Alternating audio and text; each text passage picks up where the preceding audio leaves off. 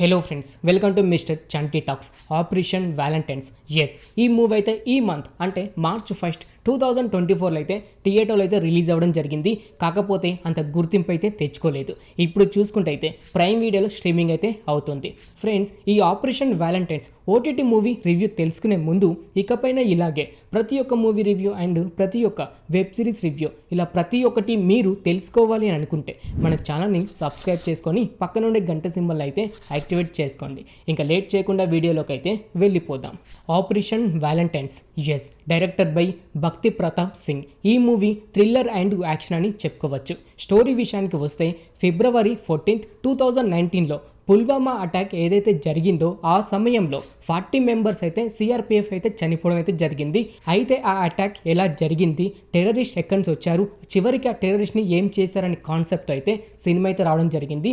ఈ సినిమాలో మీరు తెలుసుకునేది ఏంటి అంటే ఆ అటాక్ అయిన తర్వాత టెర్రరిస్ట్ని ఏం చేశారు, ఆ టెర్రరిస్ట్ మరొక దగ్గర బ్లాస్ట్ చేయాలంటే ప్లాన్ అయితే చేస్తారు. ఆ బ్లాస్ట్ని ఎలా ఆపారు అనేది సినిమా చూసి మీరు తెలుసుకోవాల్సి అయితే ఉంటుంది.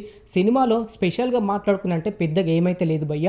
స్టోరీ అయితే చాలా అంటే చాలా ల్యాగ్ అయితే అనిపిస్తూ ఉంటుంది, స్లోగా అయితే వెళ్తూ ఉంటుంది.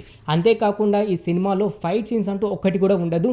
జస్ట్ జెట్ అంటే ఆకాశంలో జెట్ ఫైట్ మాత్రమే ఉంటుంది. అది కూడా మీకు అంతగా నచ్చకపోవచ్చు. అలాగే సాంగ్స్ విషయానికి వస్తే ఈ సినిమాలో అక్కడక్కడైతే ఒక సాంగ్స్ కలిపి ఒక 2 to 3 సాంగ్స్ అయితే ఉన్నాయి. ఆ సాంగ్స్ కూడా హైలైట్ కాదని చెప్పుకోవచ్చు. ఎక్కువగా ఈ సినిమాలో లవ్ ట్రాక్ అయితే యాడ్ చేశారు, అదైతే మైనస్ అయితే అంతేకాకుండా ప్రతి ఒక్క సీను జెట్లోనే ఉంటుంది, లేకపోతే ఆఫీస్లోనే ఉంటుంది. ఇవి రెండింటి దగ్గర తప్ప మరొక దగ్గర అయితే సీన్ అయితే ఉండదు. అది కూడా మీకు నచ్చకపోవచ్చు. కాకపోతే నచ్చేది ఏంటంటే ఇంటర్వెల్ సమయంలో వచ్చే ఒక ఫైట్ సీన్ అయితే ఉంటుంది. మార్నింగ్ 3 to 3:30కి అయితే ఒక ఫైట్ అయితే స్టార్ట్ అవుతుంది.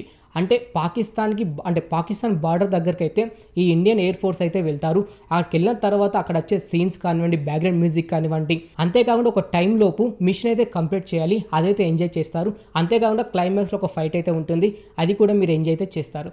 బ్యాక్గ్రౌండ్ మ్యూజిక్ కానివ్వండి, అంతేకాకుండా స్టోరీ కానివ్వండి, అలాగే క్లైమాక్స్ కానివ్వండి, ఇవైతే మైనస్ అని చెప్పుకోవచ్చు. సినిమాలో లవ్ ట్రాక్ అనేది యాడ్ చేయకుండా అలా వెళ్తూ ఉంటే నచ్చేదని చెప్పుకోవచ్చు.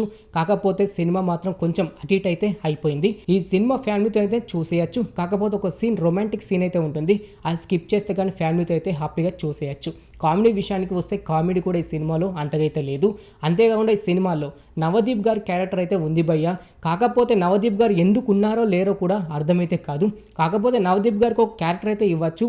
అంటే మనందరూ తెలుసు కదా, పాకిస్తాన్కి ఒక జెట్ ఫైట్ వెళ్ళిన తర్వాత ఫ్లైట్కి అంటే జెట్కి డ్యామేజ్ అయిన తర్వాత పాకిస్తాన్లో పడిపోయింది.